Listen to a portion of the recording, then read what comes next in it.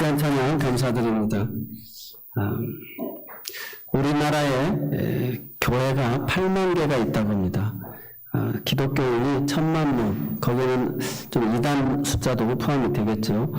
그래서 순수 기독교인들은 한 860만 정도 된다고 하는데요.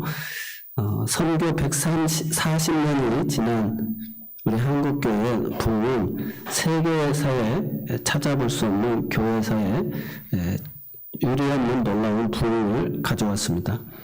양적 부흥에 맞춰서 질적 부흥 또한 많이 일어났는데 그럼에도 불구하고 코로나 이후에 한국 교회가 많은 지탄을 받고 또 교회의 많은 어려운 문제들, 대형 교회들의 문제들로 인해 가지고 사람들로 하여금 지탄을 받고 있습니다. 그래서 이제는 양적 부흥에서 질적 부흥, 정말 참된 그리스도의 제자가 되는 그 자리에 이르러야 되겠다.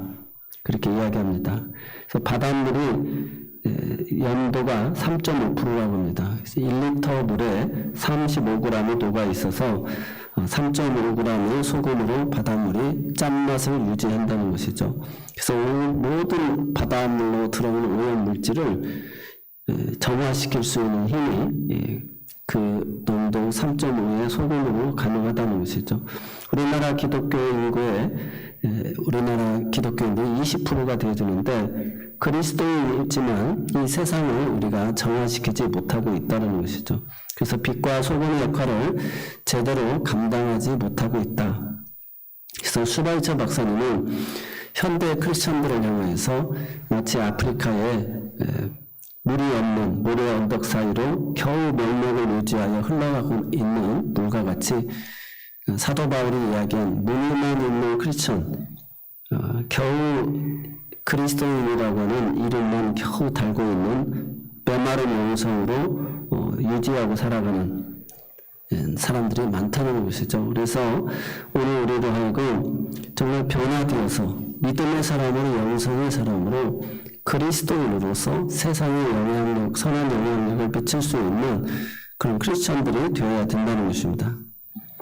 그래서 우리 가정과 교회에서 직장에서 나를 정말 진정한 그리스도인으로 칭송할 만큼 우리가 살아가고 있는지 올 가을을 맞이하면서 변화의 계절이 되어졌으면 좋겠습니다. 그래서 내가 그리스도인, 참다운 그리스도인으로 변화되기 위해서는 세 가지 오늘 본문의 말씀을 통해서 키워드를 주고 있습니다. 그래서 예수님을 향한 만남, 누구를 만나느냐가 참 중요합니다.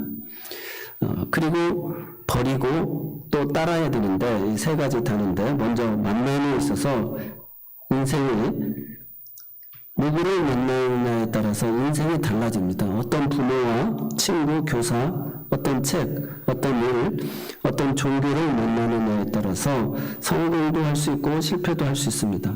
행복할 수도 있고 불행할 수도 있습니다. 오늘 본문에 나오는 마가복음 1장에 등장하는 베드로와 안드레 형제들이죠. 또 야고보와 요한 형제들입니다. 이들이 배에서 그물을 치다가 또 깁고 있다가 갈릴리 어부였던 그들이 예수님을 만나는 장면입니다. 그래서 이들이 예수님을 만나고 세상을 변화시키는 사람들이 되어졌다는 것이죠. 오늘 내가 가서 가정을 변화시키고 학교의 그런 동료들이나 아이들이나 누군가를 내가 변화시킨다라고 하는 거, 이게 얼마나 귀한 일인지 모릅니다. 무식한 어부였던 그들이 의심 많고 충동적이고 다혈적이었던 그들이 정말 예수님을 만나서 변화되고 죽음의 역사를 소망의 역사로 바꾸는, 그래서 베드로 전후서를 기록하고 성령 충만하여 오순절 설교를 통해서 우리가 잘 아는 대로 3,000명이 회개하고 주의 품으로 돌아오는 역사가 있었죠. 또 기도함으로 성전 미문에 나면서부터 못 걷게 된 자를 은과금을 내게 꺼내 내게 무엇을 내게 주느니 나사렛 예수의 이름으로 일어나 걸으라, 이렇게 말씀하시는 것을 보게 되었습니다. 또 야고보는 최초의 설교자가 되었고요. 또 요한, 우리가 잘 아는 요한복음, 요한 1, 2, 3서, 요한계시록을 기록하면서 많은 사람을 주의 품으로 돌아오게 하는 귀한 역사에 쓰임을 받았습니다. 오늘 내 인생에 예수를 만나서 정말 이런 선한 영향력을 미칠 수 있는 진정한 오늘 이 가을이 되어지기를 바랍니다. 우리 가을에 행사가 많습니다. 오늘부터 청계천에서 가을 연합회 집회를 합니다.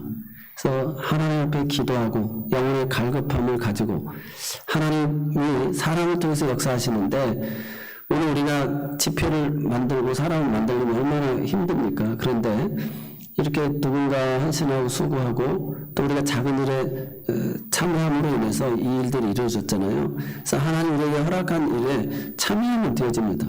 이 기회 때 그래서 보내주신 강사들을 통해서 하나님 주신 말씀 듣고 우리가 기도하는 가운데 정말 인격적으로 주님을 만날 수 있는 그런 축복의 이 가을이 되어지기를 바랍니다.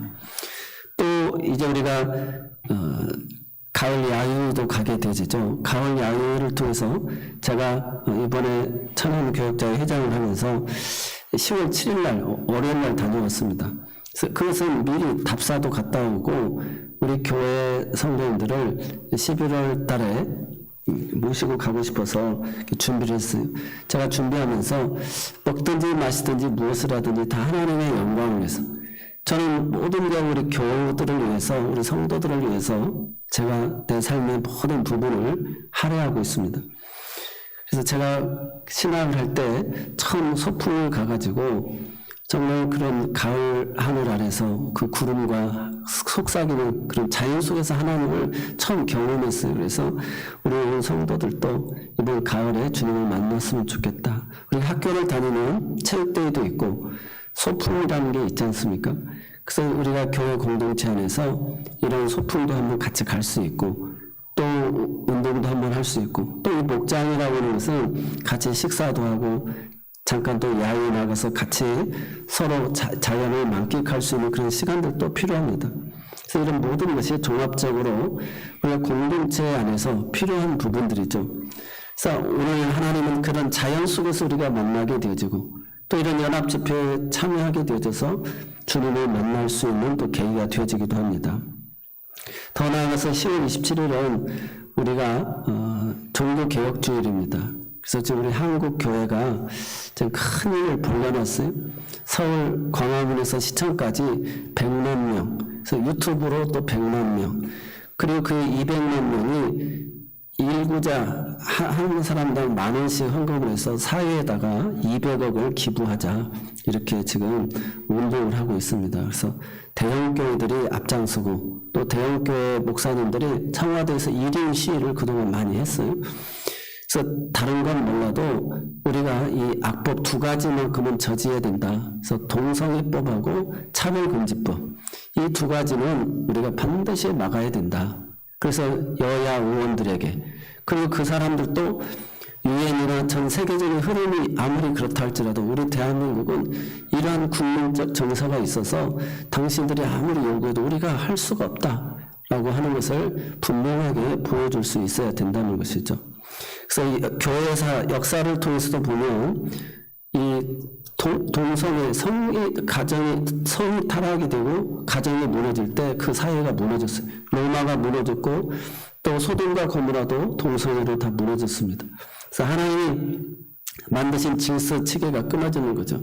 가정을 세우기 위해서 교회를 주님이 핏값으로 세웠잖아요. 그래서 죄의 문제를 해결해 주셔서 가정들을 다 회복시키신 거거든요. 근데 가정이 깨어지면 사회가 끝나는 것입니다. 사랑이 없기 때문에. 그래서 가정은 하나님 주신 최초의 기관입니다. 그래서 교회는 결국 가정을 세우기 위해서 주신 것이죠. 그래서 우리가 이것만큼은 저지해야 되겠다. 그래서 2시부터 5시까지 하더라고요. 갈 수 없는 분들은 유튜브로라도 보시고 또 우리가 작지만 그 일에 10,000원씩이라도 헌금을 해서 그 구절에서 이 사회에 기부를 하게 되진다라고 한다면 우리 한국교회가 정말 이 3.5%의 바닷물과 같이 20%의 기독교인들이 이렇게 대한민국은 지키고 있고 눈물로 여야 보수를 진보 보수를 떠나서 크리스천들은 하나님의 말씀으로 근거해서 이 다음 세대들에게 이 악법을 가정이 붕괴되는 것은 막아야 된다. 그래서 이번에 일론 머스크가 어쩌다가 민주당 지지한 사람이 이번에 트럼프를 지지하고 나섰잖아요. 그분이 예수님을 구주로 영접을 했어요. 기독교 방송을 통해서 제가 보았는데, 그래서 영접 기도를 하더라고요. 그러면서 자기가 이렇게 보수로 갑자기 트럼프로 바뀌게 된 이유가 자기 아들이 14살이 있는데 자기가 남자아이인데 나는 여자가 되고 싶다고. 가지고 뭐 상담해서 보니까 그렇잖아요. 얘가 자살할 수도 있다 막 해가지고 자기가 모르게 이제 사인을 부모가 해줬다는 거예요. 트랜스젠더가 돼가지고 아이가 이제 약물을 먹으면서 이제 여자아이가 된 거죠. 그걸 보면서 자기가 속아서 사인을 했다. 그래서 너무 회개를 하면서 이런 그 정신을 가진 들을 지지할 수가 없다 그래가지고 트럼프 보수당을 이렇게 이제 지지하고 있는 것을 보게 되집니다. 다른 걸 떠나서 우리는 하나님의 말씀이 기준이 되어야 되고 다른 건 다 떠나서 하나님이 세우시는 것은 가정을 회복시키기를 원하시는 거고 그런 남녀가 서로 사랑하면서 존중하면서 그 사랑 속에서 태어난 자녀 이 어린 아이가 태어난 것으로 인해서 세상이 달리 보이는 거예요. 세상이 아름다웠으면 좋겠다는 거예요. 세상에 화평했으면 좋겠다는 생각이 들더라고요. 이게 사랑에서 시작되는 것이 아니겠습니까? 우리나라의 이 저출산의 문제도 해결되어지는 거. 사회의 모든 문제가 그런 가정이 붕괴되는데 이유가 있다는 것입니다. 이 가을 우리가 말씀 집회를 통해서 성시화를 해서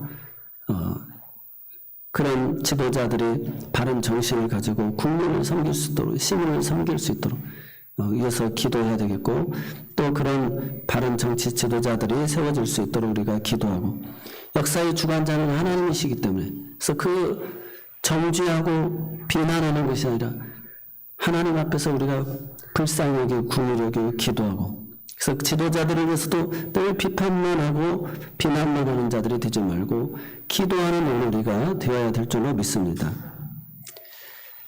12년 동안 혈루증 앓던 여인이 예수님을 만나 치료되어 질병에서 해방되잖아요. 38년 동안 일어났던 병자가 예수님을 만나 남편이 일어나게 되고 남편을 다섯 뒀던 수치심의 여인이 예수님을 만나 참 좌염을 얻었습니다. 부활하신 주님 앞에 이스라엘 백성 그 제자들은 이스라엘을 회복하시면 이때입니까? 그때는 하나님께 맡기고 정치적인 하나님께 맡기고 너희는 나를 따르라 너희들은 나를 따르라고 주님 이야기하시잖아요.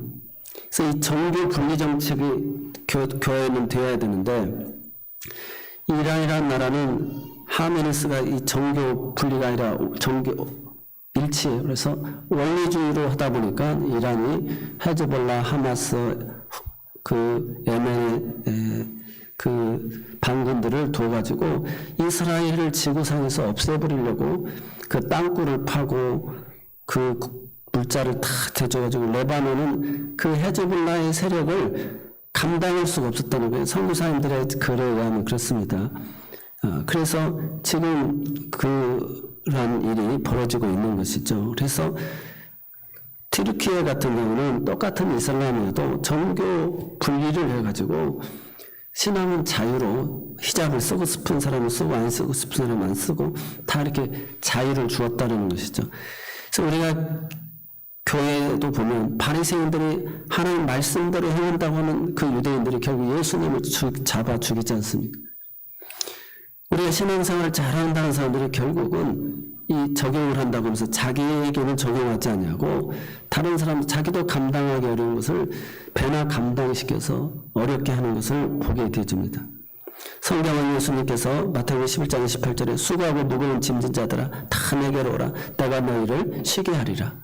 그래서 정교는 분리하고 오늘 우리는 하나님의 말씀을 쫓아서 우리가 살아가고 나라와 민족을 위해서 기도하고 지도자들을 위해서 기도하고 그렇게 될 때 하나님께서 가정들을 거룩히 하게 하시고 복되게 하여 주신 줄로 믿습니다. AD 313년 콘스탄틴 대제 로마의 황제가 기독교를 국교화했던 이유가 그의 어머니 헬레나의 신앙의 가마력 때문에 로마가 기독교 국가가 되던 것입니다. 헬레나는 히브리 하미에게 전도를 받아서 그가 예수님을 만나 그리스도인이 되었고 그 아들을 믿음으로 양육하게 되어져서 황제가 된 후 기독교를 가장 심하게 박해했던 10대 황제를 거쳐서 박해했던 이 로마가 기독교 국가로 선포되어지게 되어집니다. 지금 일본의 이시바 시게루 총리가 총리가 됐는데 기독교 집안 4대째 사람이라고 그래요. 그래서 이 사람은 지금 일본의 요셉이 될 수 있을까? 이렇게 많은 지금 사람들이 관심을 갖고 있습니다. 이 사람이 가장 큰 특징이 야스쿠니 신사참배를 하지 않습니다. 그래서 그 강모 6명도 참배를 하지를 않습니다. 그래서 일본은 기독교인들이 그 비율이 너무 적거든요. 근데 그 가정에서 4대째 나온 사람입니다. 예수님을 만나면 그 한 나라의 운명도 이렇게 바꿔버립니다. 세계의 물줄기도 바꿔놓는 거예요. 그 어머니 때문에 콘스탄틴 제자가 그 핍박에서 기독교를 국교하고 인정하게 되어지는 역사가 있었던 것이죠. 그래서 예수님은 이스라엘을 회복하심이 언제입니까? 사람의 생각으로 회복하려다 보면 다 죽이고 말살시켜야 되겠죠. 그래서 우리가 하나님의 나라가 이 땅에 이루어지도록 참된 그리스도의 제자가 되어지면 한 주님이 원하시는 것은 그 제자의 길을 원하신다는 것이죠. 한국 맨들레 장애인 인문학협회 회장인 이흥렬 씨가 있습니다. 이흥렬 씨는 뇌손마비 장애인인데 발가락으로 글을 쓰는 분으로 유명합니다. 10개월 되었을 때 고모가 자기를 업다가 떨어뜨려서 전신마비가 되어지고 가난하여 치료 한 번 못 받은 채 17살까지 자라게 되어집니다. 인생을 원망하면서 죽고 싶어서 자살하고 싶어서 살아갈 때 이웃 아주머니 말 한마디에 교회 가면 나을 수가 있는데 이 반신반의를 하면서 어머니에게 업혀서 교회 갔다가 예수님을 만나게 되어집니다. 예수님을 만나 변화가 일어나기 시작하였고 손으로 연필을 잡을 수 없어서 발가락에 연필을 끼워서 글을 배우고 시를 쓰게 되어집니다. 어느 날부터 그의 글에 하나님의 형상이 스며들기 시작하면서 하나님께 매달릴수록 평안이 찾아오고 세상을 원망할수록 마음도 가족도 미워했던 마음도 이제는 사라지고 희망의 노래를 부르는 바뀌어진 인생이 되어집니다. 그래서 발가락으로 힘겹게 써내려가는 시에 하나님의 힘과 희망을 불어넣어 줬고 23살에 가서는 처음으로 손으로 밥을 먹게 되어졌습니다. 아무 도움 없이 화장실도 다녀올 수 있게 되어졌습니다. 오늘 예수님을 만나기 전에는 자신의 인생을 저주하며 살았던 사람이 예수님 만나고 그의 삶이 변화되어져서 발가락으로 글을 쓰고 피아노를 연주하고 전도자로 살게 되어졌다는 것입니다. 오늘 우리 삶에 경제적 문제가 있습니다. 질병의 문제도 있습니다. 장애, 미래의 불안함도 있습니다. 인간관계가 복잡하게 틀어져 있습니다. 우리는 사람에게 늘 실망합니다.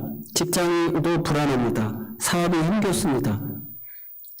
그러나 오늘 우리가 예수님을 만나게 되어진다면 이제 그런 모든 실망스럽고 저주스럽고 비교되어지는 것들이 이제 그분으로 인하여서 우리의 삶에 감사가 있게 되어지고 변화가 일어나게 되어집니다.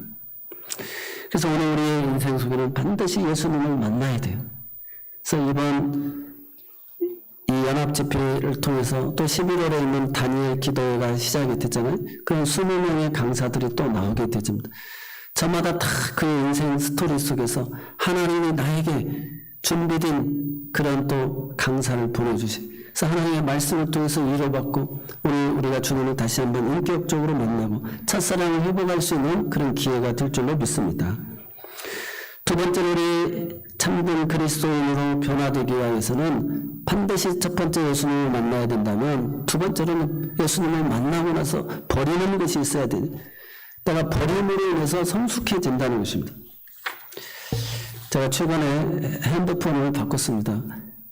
그 갤럭시 24 울트라로 바꿨는데 저는 우리 딸이 중고폰을 사줘가지고 10을 쓰고 있었는데 특별히 고장난 건 없어요. 근데 저희 집사람이 Z 플립을 쓰다가 그 고장이 나가지고 이제 S24를 산 거예요. 근데 너무 불편했고 무겁고 그래가지고 출퇴근하는데 너무 어렵다는 거예요. 그래서 그러면 다시 S 플립 6로 사라. 그래서 뭐 36개월 할부로 해서 어차피 사면 되니까. 그래서 제가 그냥 쓰고 그걸 쓰라고. 내가 기존에 가지고 있던 걸 버려야 새 것을 가지게 되어지고 또 새 것을 가지니까 이걸 가지고 이번에 사진도 많이 찍어주게 되어지고 또 새로운 기능들이 많이 있어요. 그래서 또 이렇게 업그레이드가 되어지더라고요. 여러분, 우리가 헌 옷이 좋다고 해서 계속 입으면 평생 그 옷만 입는 것입니다. 그렇지만 우리가 어느 기한이 있고 유통기한이라는 게 있잖아요. 그래서 새로운 것을 입으면 마음도 새로워집니다.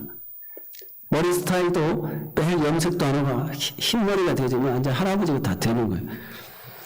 염색도 하고 그러면 내 스스로도 젊어지고 이 옷도 한번 새롭게 단장을 하게 되지만 새 마음이 되어진다는 것입니다. 버리는 나의 변화입니다. 성숙해지는 것입니다. 예수님을 만난 사람은 진정으로 변화되어집니다. 과감하게 버려야 될 것은 버려요. 그래서 나를 따르라, 사랑하는 어부가 되게 하리라 라고 하니까 배와 그물을 버려두고 심지어 부모들까지도 버려두고 예수님을 따라갔어요. 우리가 이 믿음의 길을 주님을 만나서 가다 보면 때로는 부모, 형제도 버려야 되는 그런 순간의 선택들이 있어요. 내가 가지고 있는 그 환경, 익숙해졌던 그 삶의 바운다리에서 내가 이걸 버리고 주님을 따라야 되는 상황이 되어집니다. 그래서 항상 죽고자 하는 자는 살고 살고자 하면 죽는다는 거예요. 살을 찌는 사람들이 살을 찌려고 노력하는 사람은 별로 없습니다. 살을 빼려고 노력하는 사람이 거의 99%입니다. 왜 살을 빼야 합니까? 건강 때문에 그렇습니다. 자신의 몸무게의 10%를 감량하면 모든 질병의 50%가 치료된다고 그래요. 살을 버림으로 건강해진다는 것이죠. 우리가 살아가다 보면 인생에 많은 경험들이 쌓이게 되고 또 보고 느끼는 것들이 많아지잖아요. 그러다 보니까 불평, 불신, 게으름, 미움, 혈기 이러한 것들이 있어요. 이러한 것들을 과감하게 버려야 돼요. 예수의 이름으로 버려야 됩니다. 그래야 우리가 성숙해지는 것이죠. 불의를 참지 못하는 사람은 늘 다른 사람하고 시비하고 다투고 언성이 높아지게 되어집니다. 그래서 막 그 차량 막은 것 때문에 가서 막 망치로 야구방망이로 치는 것을 우리가 화면에서 보게 됐잖아요. 거리에 가다가도 분노하여서 혼자 술 먹고 분노하여서 애매한 사람들, 해코지 하는 사람들이 얼마나 많습니까? 무엇이 문제입니까? 예수를 믿으면서도 변화되지 못한다라고 한다면 우리는 우리 자신을 한번 되돌아봐야 됩니다. 내가 주님을 따르는 데서 이 혈기를 버려야 되고 또 소신이라고 하는 걸 버려야 돼. 사사시대 때는 사람마다 다 자기의 소신대로 살았다는 거예요. 자기의 소견대로 살았다는 거예요. 그래서 우리는 하나님의 말씀이니까 주님의 인도하심을 따라 이 역사를 주관하시는 분이시잖아요. 그분이 나의 삶의 커리큘럼을 만들어가지고 이 가을에 지금 이런 커리큘럼을 만들었어요. 교회 공동체 안에서 우리가 같이 가서 예배를 드리고 은혜를 받고 하나님 주신 말씀을 듣고 또 가을이 되어져서 우리가 함께 같은 목장 식구들 식사해주고 차량 운행해주고 서로 함께 예배드려주고 이 믿음의 자리를 지켜준 이 은혜의 동료들 우리가 하나님의 가족들인데 함께 더불어서 은혜의 시간을 나누는 거예요. 막 더 주고 싶잖아요. 더 잘 섬기고 싶잖아요. 이번에 집사님 중에 한 분이 다 그 사이고 뭐고 다 떼어버리고 직계들만 여행을 가자 해서 갔다 오신다고 이렇게 이야기를 들었습니다. 정말 오늘 우리가 하나님 안에서 참된 가족들이잖아요. 욕심과 아집을 다 버리면 감사하며 살 수 있는 것입니다. 불평과 원망을 버리면 평안하게 살 수 있는 것이죠. 아직 내게 깨지 못한 옥합이 있다라고 한다면 그 옥합을 과감하게 깨트려서 향기가 나기를 바랍니다. 내가 이것마저 이 자존심마저도 깨트려 버리면 정말 주님의 그런 아름다운 향기가 되죠. 버리는 용기. 그래서 뭐 10년 동안 읽지 않은 책도 다 버리라. 그래서 집을 비싸게 잘 팔 수 있는 방법이 있는데 그것은 집을 정리를 하라는 거예요. 신발장들도 다 정리하고 창고도 정리하고. 그래서 이 모델하우스 가보면 침대도 퀸인데 조금 작은 퀸. 책상도 있는데 높이 올라가지 않은 책상. 그래서 집을 넓게 보인다는 것이죠. 그리고 이 손잡이, 싱크대 이런 쪽 주방 여인들이 그 결정권이 있으니까 그것을 아주 시트지로 새롭게 바꾸고 문고리를 다 새로 사다가 바꾸고 그렇게 하면 사람들이 이 집 크고 넓고 좋다 하고 사게 되어진다는 것이죠. 그래서 봄이면 또 가을이면 우리가 신방도 하게 되잖아요. 그래서 집에 초대하게 되자 주의 이름으로 천사들이 방문하는 거죠. 그럼 집도 한번 분위기도 좀 바꿔보고 환경도 바꿔보고 그러면서 좋은 거 차 잔도 준비됐으면 좀 아끼는 것이 있으면 그때 이렇게 나누기도 하고 그래서 이 참 향기나는 집이구나 아름답게 사는 집이구나 이런 그런 모습들을 보이라는 거죠. 봄과 가을은. 그래서 우리가 그렇게 행하게 되어집니다. 그래서 누룩을 집안에 있는 누룩을 다 제거하는 날이 부활절이 되기도 하잖아요. 오늘 우리가 예수 안에서 이런 불평과 원망 살아가다 보면 쌓여진 것이 너무 많아요. 과거의 상처들이. 그런 것도 다 버려버려야 된다는 거예요. 예수님께 부름받은 제자들은 만난 이후에 갈릴리 바다에 고기 잡던 베드로와 안드레 분명한 목표를 설정해서 나를 따라오너라 내가 너희로 사람을 낳는 어부가 되게 하리라. 이건 꼭 주의 종들만 되라는 뜻이 아닙니다. 우리 모두가 다 예수의 제자가 되어지는 거예요. 내가 먹고 마시고 살아가는 모든 것이 하나님의 영광을 위한 거잖아요. 주님에게 찬송이 되기 위한 일이기 때문에 우리가 다 선교사고 다 우리가 주의 제자고 주님의 일꾼들이에요. 그래서 불행한 과거, 두려움, 염려, 불신, 의심, 게으름, 편견, 아집, 짜증, 비난, 혈기 등을 다 버리고 삶의 무게를 줄여서 이 버리는 기술이 있어야지. 이 사람은 집이 깨끗하구나. 이 사람 참 순결한 사람이, 청결한 사람이구나. 그래서 나 때는 말이야 이랬는데 어찌 그런 잔소리가 많아지고 잔소리 많아져야 좋은 게 없어요. 저도 이렇게 이제 어느 정도 살다 보니 경험치가 많아져가지고 저거 아닌데 우리 때는 이렇게 안 했는데 이런 생각이 드는 거예요. 그리고 또 새술을 새부대에 담던 새로운 시대에 또 저렇게 또 저분이 부름을 받아서 쓰임을 받을 수 있구나. 그래 이해하는 마음을 가져야 될 필요가 있다는 것입니다. 버림이 없다면 진정한 변화는 일어나지 않습니다. 모세, 아브라함, 다윗은 믿음을 따라 고향을 떠났고 사람은 자신에게 익숙한 것을 떠나기 쉽지가 않습니다. 그러나 그것이 하나님의 사역을 방해하는 것이라면 과감히 버려야 된다는 거죠. 구름같이 히브리서 10장 1절에 보면 우리에게 구름같이 둘러싼 허다한 증인들이 있으니 모든 무거운 것과 얽매이는 쉬운 죄를 벗어버리고 인내로서 우리 앞에 당한 경주를 하며 우리가 신앙생활에서 이제 내가 지난달에 상처, 아픔 이런 것들 얽매이지 마시고 이제는 정말 하나님께서 우리에게 허락한 그런 축복의 시간들이다라고 생각하면서 그렇게 예배에 감사하고 성도들과 함께 기뻐하고 믿음 생활에 정말 주님을 따르고 기뻐하는 그런 삶을 살아야 될 줄로 믿습니다. 요즘에 그 유튜브에 또 많이 나왔었는데 네팔이 선교사들이 들어가가지고 그들의 힌두교 종교를 많이 바꿔놨다는 거예요. 기독교 국가가 많이 됐어요. 네팔의 선교사들이 많이 나왔어요. 그 영국의 BBC 방송에서 이 선교사들이 가가지고 그들의 고유 문화들을 다 바꿨다. 이 선교사들이 문제다라는 걸 지적을 하는 거예요. 1800년도 초에 한 영국의 선교사가 남아공에 와서 목숨을 내놓고 식인종들에게 복음을 전하여서 예수 마을이 된 곳이 있습니다. 시간이 흐르니 영국의 고고학자가 인류학자가 찾아와가지고 그 식인종 마을을 연구하던 중 추장에게 말합니다. 이것은 귀한 역사적 유물들이 이렇게 많이 있는데 너무 아쉽다. 기독교가 들어와가지고 이 고유의 문화를 다 그 문화와 전통을 다 말살시켰다고. 그러면서 예석하다라 보니까 추장이 하는 소리가 저 산에 바위가 보이십니까? 저 바위는 적과 싸울 때 사람을 죽여서 심장과 피를 신에게 바쳤던 제단입니다. 또 그 옆에 큰 나무 아래를 보십시오. 거기는 사람의 살을 먹던 곳입니다. 우리가 예수를 믿지 않았다면 오늘 저녁 밥상에 당신의 시체가 올라와 있었을 것입니다. 사람들은 그런 보편적인 그런 가치, 기준을 막 존중하는 것 같은데 정말 예수의 이 사랑은 정말 그런 죽이고 죽이는 보복의 자리를 용서와 사랑으로 바꾸고 세상을 아름답게 만드는 줄로 믿습니다. 욕심과 아집을 버리면 오늘 우리는 다 감사하며 살 수가 있어요. 불평과 원망을 버리면 평안하게 살 수가 있습니다. 아직 깨지 못한 옥합이 있다면 이 버리시기를 바랍니다. 폐기학습을 가지시기 바랍니다. 버릴 때 진정한 값진 것으로 주님이 우리를 채워주실 줄로 믿습니다. 마지막으로 변화는 따름으로 완성이 되는데 이 베드로와 안드레 형제가 또 야고보와 요한이 예수의 말씀을 듣고 따르게 되어집니다. 그의 인생이 고기 잡는 어부에서 돈을 버는 인생에서 이제 사람을 낚는 어부로 정말 돈을 주기 위한 인생으로 살아가게 되어집니다. 내가 돈 벌어서 더 전도하고 선교하고 하나님의 선한 사업에 힘쓸도록 그런 목표를 가지고 살아간다는 것이죠. 사탄은 우리 마음을 늘 빼앗아서 불평하고 낙심하게 만들고 우리 안에 속삭입니다. 베갯머리에다가 그런 나쁜 정보를 주고 참수합니다.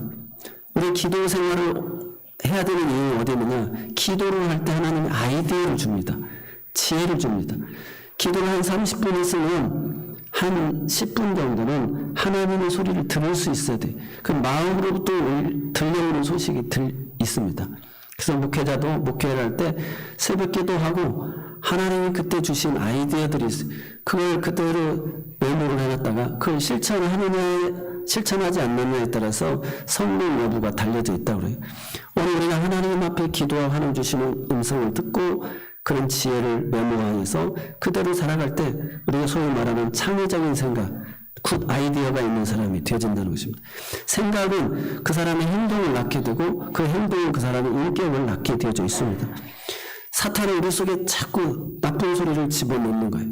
불평과 낙심, 속삭입니다. 헛하는 것을 추구하게끔 만들고 있습니다. 그래서 교회가 사랑이 없고 기복신앙에 매여 있고 말씀을 은혜가 하나도 안 되고 거짓과 꿈의 예언으로 마음을 흔들어 놓고 현대교회 세습을 하고 물질주의고 이성 문제가 늘 터지고 교회는 늘 개혁되어야 된다고 해서 비판만 합니다. 사탄은 성도의 마음을 훔치는 것이 목적이에요. 그래서 오늘 우리가 사랑하며 살기에도 바쁜 거예요. 그래서 나쁜 거 다 분석하고 비난하고 비판해가지고 잘 되는 사람이 없어요. 여러분 잔소리 잘해가지고 성공한 사람이 없습니다. 어떤 그 방송인이 나왔는데 강화도에서 이제 농사 짓고 있대요. 그런데 부인이 일주일에 한 번씩 오는가 봐요. 떠나가면 아쉽고 오면은 잔소리를 너무 많이 해가지고 힘들고 그리고 또 떠나가면 아쉽고 그렇다 그래요. 그 얘기를 하더라고요.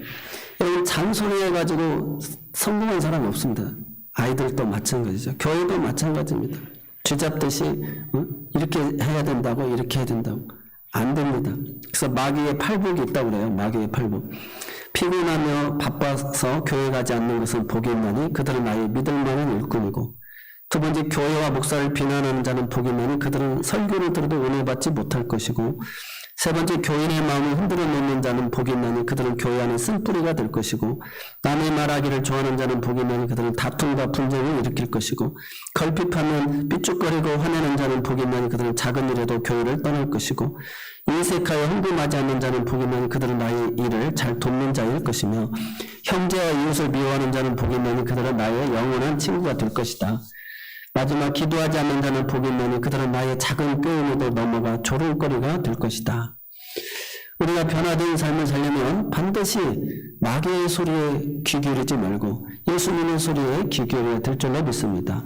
예수님을 따르는 자, 성령의 소리에 늘 귀 기울여야 돼요. 성령이 교회들에게 하는 말씀을 들어야 된다는 것입니다. 그래서 마태복음 16장 24절에 누구든지 나를 따라오려거든 자기를 부인하고 자기 십자가를 지고 나를 따를 것이니라. 그리스도를 따르려면 자기를 부인해야 돼요. 소신을 죽이라는 것입니다. 여호와의 거룩하신 뜻을 분별해야 돼요. 주의 말씀을 순종해야 됩니다. 나의 생각과 감정과 소신으로 살았지만 이제는 그리스도께서 내 안에 살게 해야 된다는 거예요. 그래서 교회 권사 장로가 되는 것은 나의 소신을 다 못 박아 부리고 뚫는 길을 뚫고 나는 스스로 이제 자유하지만 종이 되겠다라고 하는 사람들이에요. 내 소신을 살지 않냐고 이제 주님의 종이 되어서 살겠다라고 하는 것입니다. 십자가를 두 번째로는 져야 되는데 자신에게 주어진 십자가를 피해서는 안 돼요. 나는 이제 너희를 위하여 받는 괴로움을 기뻐하고 그리스도의 남은 고뇌는 그의 몸된 교회를 위하여 내 육체에 채우노라. 골로새서 1장 24절 말씀입니다. 오늘 내게 주어진 이 십자가, 내가 감당해야 될 십자가를 피하면 안 됩니다. 하나님이 나를 쓰시겠다고 나에게 이런 기회를 주셨다라고 생각하면서 감당할 때 쉽고 가볍게 하여 주시는 은혜가 있을 줄로 믿습니다. 토마스 아킬피스는 그리스도를 본받아서 이렇게 말합니다. 십자가를 지되 억지로 지지 말라. 십자가를 지려면 기꺼이 지라. 그러면 십자가가 너의 짐을 져줄 것이다. 사랑하는 성도 여러분, 우리가 신앙생활하면서 즐거운 마음, 자원하는 마음으로 헌금도 하고 자원하는 마음으로 즐거운 마음으로 나를 충성되이 여기서 유쾌한 직분을 주셨습니까? 감사함으로 일을 해야 된다는 것입니다. 세 번째로 예수님을 따라야 됩니다. 자기를 부인하고 십자가를 지고 주님을 따르는 것, 그 변화의 마지막 과정인 줄로 믿습니다.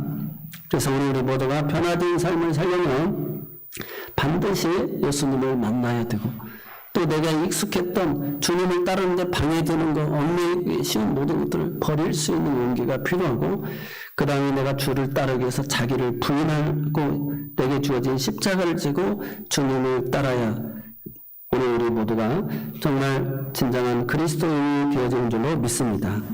오늘 이 가을 우리 모두에게 이 영적인 이 은혜의 계절이 시작이 되었는데 10월, 11월 이렇게 정말 주님을 다시 한번 인격적으로 뜨겁게 만나시고 주님을 가까이 하는데 방해되는 것들을 과감하게 버려버리고 오로지 나를 부인하면서 주님만 따라가는 성령의 교도에게 하는 말씀을 듣고 내게 주어진 십자가를 기쁘게 지고 따라가는 우리 모두가 되시기를 주의 이름으로 축원합니다. 기도하겠습니다. 하나님 감사합니다. 오늘 이 가을에 참된 그리스도인이 되기 위해서 무늬만 있는 그리스도인이 아니라 그는 선한 영향력을 미칠 수 있는 바닷물을 짜게 하지 않고 모든 오염을 정화시킬 수 있는 나 한 사람 오늘 이 나이에서 우리 가정이, 직장이, 친구들이 만나는 모든 사람들이 정말 소금과 빛과 같은 삶을 통해서 정화시켜 갈 수 있는 아버지 하나님 참된 그리스도인의 삶이 되도록 도와주옵소서. 예수님의 이름으로 모든 감사하며 기도드리옵나이다. 아멘. 다 같이 찬송가 340장 찬송